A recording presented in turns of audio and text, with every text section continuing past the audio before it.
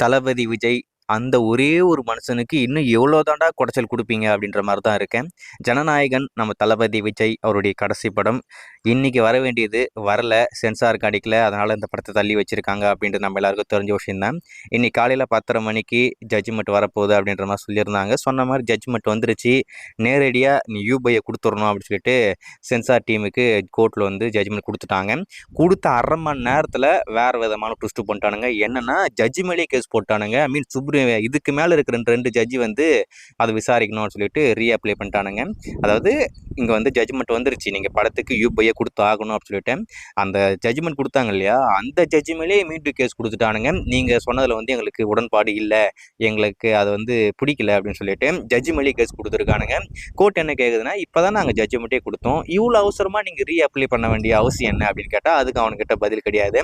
ப்ராப்பராக பிளான் பண்ணி எல்லாம் பண்ணிக்கிட்டு இருக்கானுங்க. பார்க்கும்போதே ஒரு எச்சத்தனமான ஒரு தெவடியா புள்ளிங்க அப்படின்ற மாதிரி தெரியுது. கண்டிப்பாக படத்தை ரிலீஸ் பண்ண விட மாட்டானுங்க போல இருக்கு. இப்போதைக்கு ரீஅப்ளை பண்ணது இன்னைக்கு மதியானம் 12:15 ஏரிங் வருதாமா. டெஃபினட்டாக 12:15 வந்தவொடனே ஜட்ஜ்மெண்ட் கிடைக்க போகிறதில்ல. அதுலேயும் இப்போயே கேட்டானுங்க, எங்களுக்கு வந்து டைம் தேவைப்படுது, மண்டே வரைக்கும் தள்ளி வைங்க அப்படின்ற மாதிரி ஆல்ரெடி கேட்டானுங்க. 12:15க்கும் அதான் சொல்லுவாங்கன்னு நினைக்கிறேன். என்ன சொல்ல போகிறாங்கன்னு தெரியல.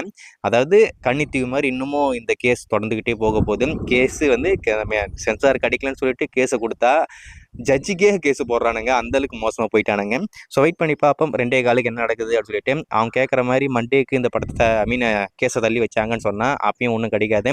12ஆம் தேதியிலேருந்து 18ஆம் தேதி வரைக்கும் கோர்ட் லீவு. கண்டிப்பாக படத்தை இந்த மாதம் ரிலீஸ் பண்ண விடவே கூடாதுன்ற ஒரு தீர்மானத்தில் இருக்கானுங்க போல இருக்கு. ஸோ வெயிட் பண்ணி பார்ப்போம். 12:15 வரக்கூடிய அந்த 2 ஜட்ஜ் நியாயமான நீதி வழங்கக்கூடிய ஆட்களாக இருந்தால் கண்டிப்பாக இன்றைக்கே நம்மளுக்கு நீதி கிடைச்சிடும். என்னடா நீங்கள் பேசிக்கிட்டு இருக்கீங்க, அதாவது சரித்திரத்திலே இது வரைக்கும் இந்த மாதிரி நடந்ததே கிடையாதுங்க. சென்சார் டீம் ஒரு படத்துக்கு கேஸு கொடுத்து இந்த மாதிரிலாம் பண்ணிக்கிட்டு இருக்காங்கன்னா முதல் முறையாக அது இந்த ஜனநாயகன் மட்டும்தான். அதுக்கு காரணம் தளபதி விஜய் மட்டும்தான். அதில் எந்த ஒரு மாற்றம் இல்லை. ஸோ வெயிட் பண்ணி பார்ப்போம் இந்த பிரச்சனை எங்கே போய் முடியுது அப்படின்னு சொல்லிட்டு. இன்றைக்கி மதியானம் கண்டிப்பாக நல்லதே நடக்கும்னு நம்பிக்கையே இல்லை எனக்கு. இன்றைக்கி நடக்காதுன்னு தான் தோணுது. ஆண்டவன் விட்ட வழி, பார்ப்போம் என்ன நடக்குதுன்னு சொல்லிட்டு. நல்லதே நினைப்போம், நல்லதே நடக்கும், வெற்றி நிச்சயம் அப்படின்னு சொல்லிட்டு நான் காத்துக்கிட்டு இருக்கேன்.